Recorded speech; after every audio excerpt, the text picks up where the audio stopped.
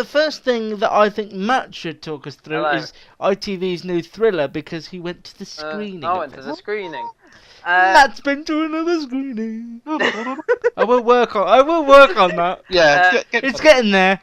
What was I going to say now? So Safe House is ITV's new big drama for Monday nights. This follows on from Code of a Killer, both written by Michael Crumpton. This was Christopher Eccleston playing the sort of stereotypical cop with a past. You know, he'd left the force after a witness got killed in his care.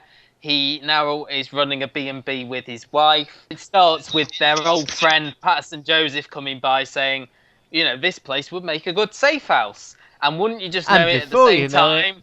There's a family in need of a safe house. And it's almost as if it's coincidence when you look at it like that. And that was my problem with it, I think. But it was all a bit too neat and a bit... I think if they'd waited until maybe the end of the first episode for the family to actually sort of turn up at the safe house, I think I would have liked it more. Like, the first 20 minutes felt all a bit urgent, all a bit rushed. She got her accreditation pretty damn quick, didn't she? The wife. She got that was a bit dodgy. Basically the family are being stalked by this sort of really sort of with it supervillain who seems to be on their tail the entire time and is more intelligent than the police, and is like, if you were to write like a stereotypical baddie, I think this would be it. And I think that was another issue I had with it. And I liked how they didn't show it, but he had like a little dictaphone in his pocket that when he was on screen it would play dramatic music in every scene. Gary, what did you think? I quite liked it. I thought Christopher Eccleston was really good. I think that's the main thing. I mean, I agree. I wouldn't say everything he in is brilliant, but I would say he's a brilliant character actor. I mean, it was a simple thing when he was looking through the file cases of what I assume was his ex-wife and burning them. You know, there was a real sense of where you were supposed to. It wasn't his ex-wife. I don't know. You weren't. Well, I'll tell you, she wasn't. He was out with her on a night out. He was out with her on a night out. He was protecting her. He was like, she was his witness. They might have had an affair, but it wasn't his ex-wife because he was married at the time. Well, we don't know that. Nothing was said, so I'm still right. As you say, the pacing of the first episode was a little bit strange, but I can see why, because you want to get to the fact that, you know, the main thing really is the house, and you want to get to the bit where the guy finds them, you think, or you hope. Do you want an interesting fact about the house? Go ahead. Screening. Go on. But you know how Beatrix Potter brought up a lot of the Lake District? That was the one house that the owners wouldn't let her buy of all of the houses she bought in the Lake District.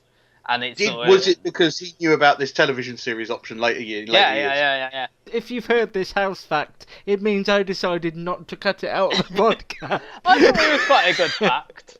They equated it to the house from Up.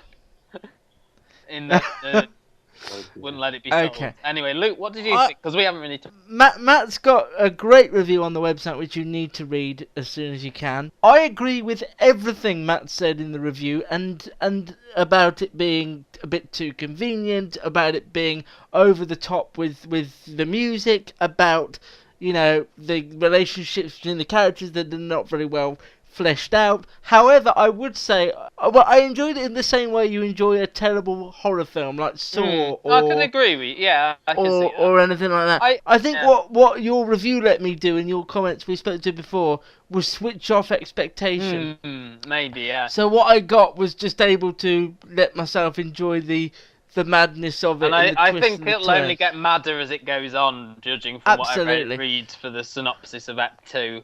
Contrary to what I said, though, as well, I might well stick with it because of what, you know, like you said. I mean, I watched it again after the screening, and I didn't have as much of a problem with it the second time round.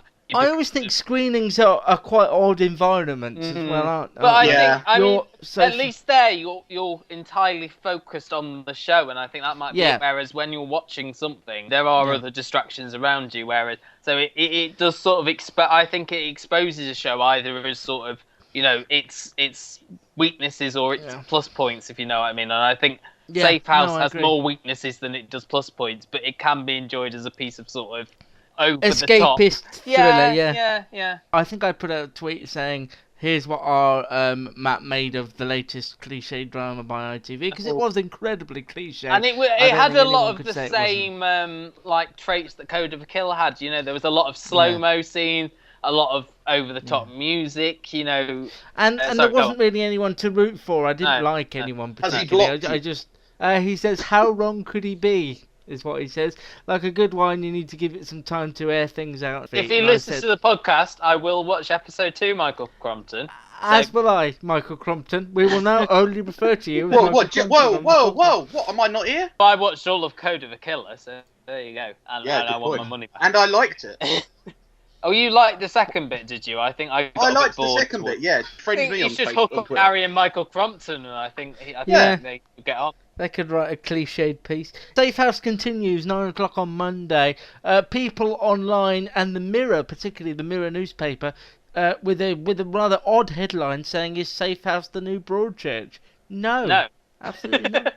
That's it might be the new Broadchurch series too. It's on Monday nights at 9 o'clock. That's about the only similarity. And it's on ITV.